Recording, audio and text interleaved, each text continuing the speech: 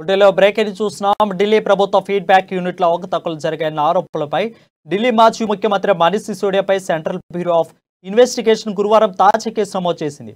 2015లో ఢిల్లీలో అధికారంలోకి వచ్చిన తర్వాత ఆప్ ఎఫ్బియు యూని ఏర్పాటు చేసింది.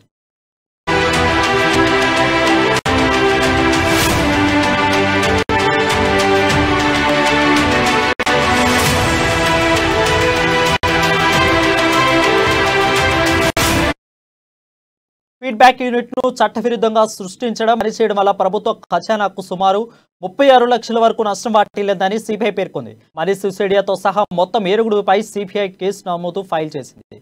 జైల్లో ఉన్న ఆప్ నేతపై మరో కేసు కూడా ఘాటుగా స్పందించింది ఢిల్లీ ముఖ్యమంత్రి అరవింద్ కేజ్రీవాల్.